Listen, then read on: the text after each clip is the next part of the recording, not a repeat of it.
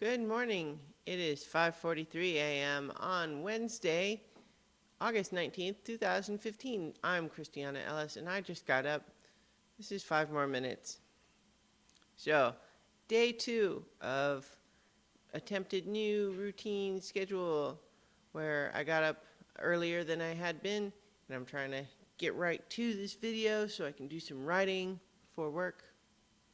Yesterday worked pretty well despite the setbacks caused by Luna's initial refusal to poop. Today was better as far as that score goes. Wasn't it, Luna?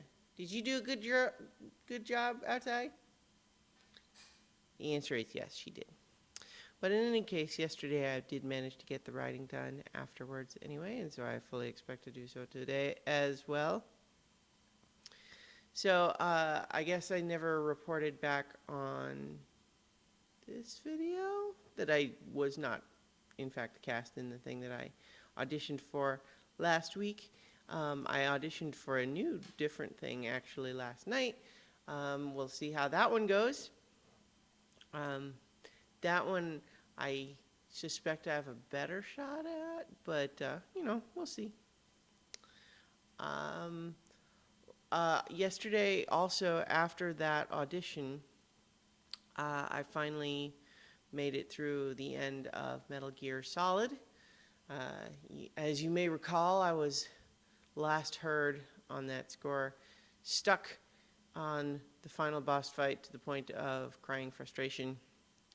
Well, it's definitely all about how that was my mood at the time and less about the game itself, because I think so often with video games, especially that series, is if you've tried to do the same thing over and over and over again and you keep dying in approximately the same place every time, it's probably because you are approaching the battle wrong. It's certainly what I was doing. And so in the attempts last night, I finally made it through. It is a difficult fight, and so even with my updated strategy, it still took me several tries, but with my new approach, I was making more progress, and so that encouraged me to keep going, and sure enough, I beat it. I love that game so much.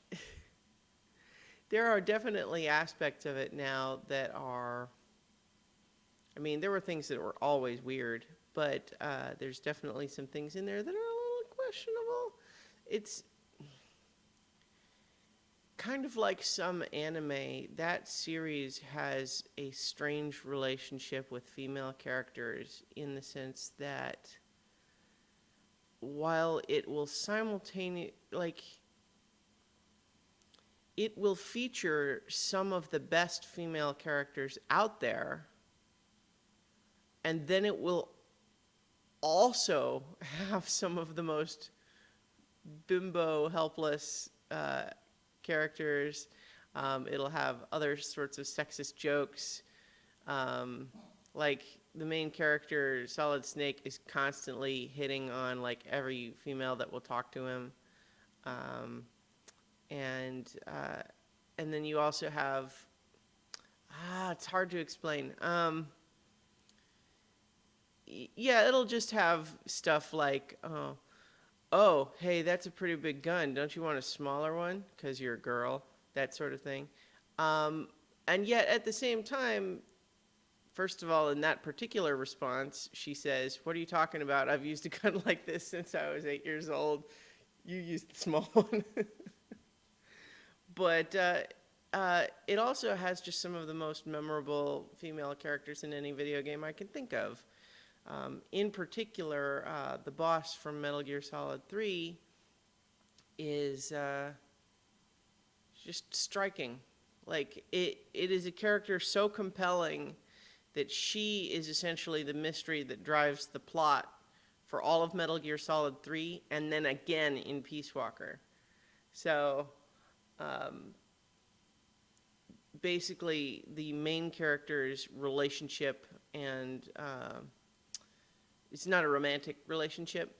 It's more like mentor and student, teacher-student, I suppose. That relationship and the connection between them drives the plot. It's the emotional core of the plot for 2 full games of the overall series.